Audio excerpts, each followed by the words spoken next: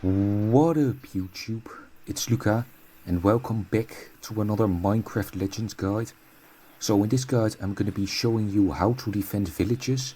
I'm going to be showing you throughout this video a couple of designs that I came up with based on how far you are in the game and what kind of piglin raids that you can expect. So I came up with like 3 designs that you could pretty feasibly build at different points in the game, like the early game, the mid game, and a bit towards the latter game. And then towards the end I'll show you like a super over the top base that I built in my free time when I was just kind of goofing around. So let's start with the beginner defense. So this is basically like level 1 when you're just starting out the game. This is something that you want to build, something along these lines. As you can see on each corner we have 2 arrow towers in kind of this pattern and then just walls around them. The structure has like 2 little extensions. So let's go in here. As you can see, here's the gate. I like to have the gate on the side where the chest is. So you can quickly come here, grab the chest and then be back out immediately. If the gate was on the other side, then it would be much more of a hassle also with your units and such.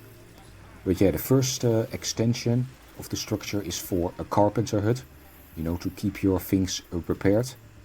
I would probably suggest adding another wall between like the midpoint, like the well, and the carpenter, because like if they just break the wall surrounding the carpenter, which admittedly is left a little bit defenseless, you should probably put some arrow towers on the corners over there. So yeah, that's 2 things that I just thought of just now. But also here off to the side we have a little safe space, I guess, where you can safely summon units. It's well protected by 3 arrow towers. I'd recommend having like one of these little rooms in all of your bases that you can quickly come into and summon units. Over here I have like the grindstone columns and the mossy columns, because those 2 are most associated with the early game. And there's no rock golems here because they're not really that great at combat. So this is level 1, like I said. This is the easiest and most compact design, built for sustaining small raids when you're still in the early game. Now let's move on to level 2. Alright, so here we have the level 2 base. This is a design that you should probably consider when you start unlocking some of the more advanced resources like coal and diamond and stuff like that. So you can see it's basically the design, the level 1 design that I showed off beforehand, with just more added on top of it. So as you can see here in the corner we've got the scatter towers, which I think are pretty underrated structures. I don't really ever see anyone using them, but that's only in PvP. Like I don't know if people are playing through the story mode without using them, but in PvP no one's using them, which is a shame because I really like these things. With the explosive attachment gained from the kaboomery, these things do some serious damage.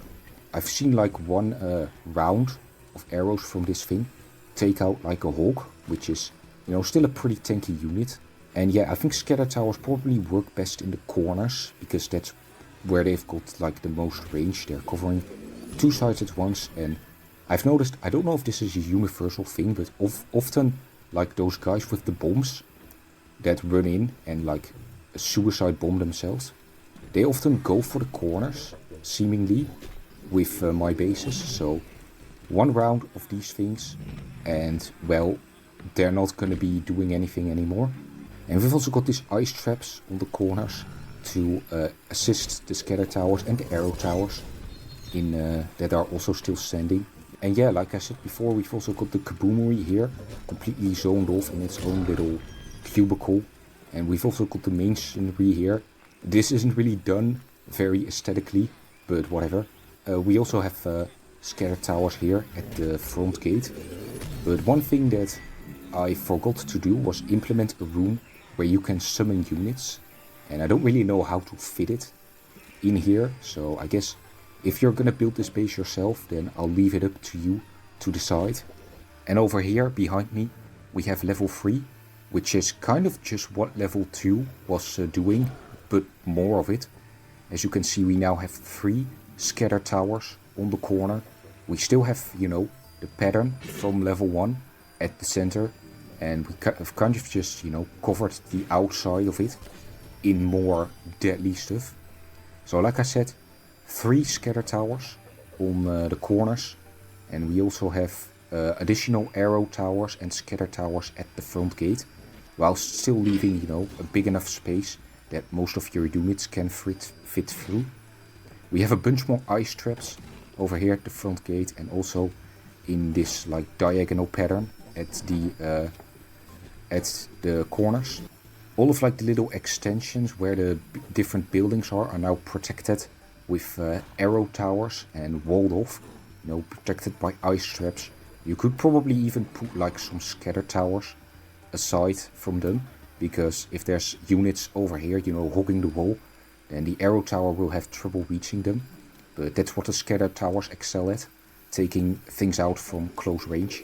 Now this design is definitely very compact and aesthetically pretty nice, but there's still room for improvement. Once again, I didn't really consider a specific room where you can, you know, put spawners for units somewhere within this complex.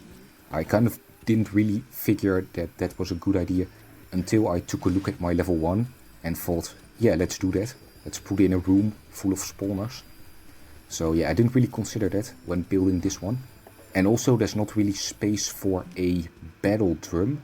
There's also no spyglass overlook, but I'd say that one you can generally do without that one. But the battle drum is kind of handy to have, but I don't really see any way to incorporate it in here. Maybe you can, you know, make of one of the extensions a little longer and plant extra defenses accordingly. But yeah, this defense will prove pretty useful in most 2 and 3 star raids. Of course, with 3 star raids, those are very difficult, so you still probably have to be there yourself. Of course, you could also plant some power towers around, but I generally don't really use those because, you know, they're so limited, I feel like. So there's not really much of a point, I feel like. But yeah, anyway, I would also recommend turning this whole design around because, you know, I didn't place the gate where the chest is. So yeah, I mean, you know, once you've built something in this game, editing it is kind of a hassle because, you know, if I wanted to redo something, I'd have to delete this entire wall piece by piece, which kind of makes building a little bit unfun in this game, coming up with new designs and all. But yeah, those are the 3 levels of base design that I would recommend for early, mid and late game, without making use of power towers for the reasons I mentioned earlier. Alright, so here we are at the end of the video, and I promised you that I'd show a design that I came up with, kind of like a super base that's really over the top and probably doesn't need to be this complicated and deadly, but I kind of just went off. We are in my first playthrough now, where I've already beaten the game, so I kind of just got to go off and did whatever I want. So here it is over there. It's probably the biggest base that I've ever built, and I kind of just threw all the deadly stuff that I could think of together into one massive base. So as you can see, on the corners, once again scatter towers with ice traps. A pretty effective combo, if I do say so myself. But then over here the little like extensions are also blocked by scatter towers and arrow towers. So over here's the main entrance, blocked off by scatter towers and regular arrow towers. So over here there's another ice trap, and I put down some protector towers, just because, you know, I had space left over here. And there's also 2 scatter towers on the inside, which I think is pretty cool, because once they break the gate, you know, they're still gonna be pelted. And the spawners, I've put some spawners over here for skeleton zombies and grindstone columns at the very center. So yeah, we don't even have to make a room for it anymore, which, you know, for any of the level 2 and 3, for the level 2 and 3 bases, this might also be a good idea. Just put the spawners at the center like this and then build around them. So yeah, it's walled off, but in the corner we have all of the different like stations. So we have a masonry over here, a battle drum over here. We've got some ice traps and some scatter towers in the corners as well. But for the rest, they are completely walled off. So, you know, if the piglins break through the corners, then they're not gonna have access to the well yet. So on either side of the well I have 2 blast towers. Let me get a better angle. So yeah, we have these 2 blast towers on either side of the well, protected by a line of arrow towers on either side. And then at the end of them we have a little room with a carpenter. That's also on the other side, so we've got a carpenter on each side. And over here, protected by scattered towers, we have another entrance. This is kind of like the back entrance. It's kind of a fake entrance because it doesn't really lead anywhere. It just leads to this room with the spyglass overlook and some more ice traps and scattered towers. So yeah, definitely a little over the top. I think this base might even be able to take on 3-star raids by themselves. But let me know what you thought of the base designs, if you have any other improvements. And with that I've arrived at the end of this Minecraft Legends video. Probably my last guide style videos for a while because, well, I don't really have anything else to talk about. You know, the game is pretty simple once you get the hang of it. And I've made just about every video that I could on things that I was confused about in my first playthrough. So yeah, I might still upload some videos on the game. Maybe I'll come back every few weeks or so.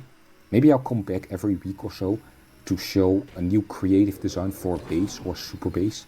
That could actually be pretty fun. But if there are any other guide style videos you want to see, then make sure to comment down below. And with that, I'm gonna go now. I hope to see you all in a good video. And with that, I'm going to go now. So I hope to see you all in a good mood in the next video. Stick around if you want to see more of my non-guide style videos. And good luck on the battlefield. Goodbye everyone.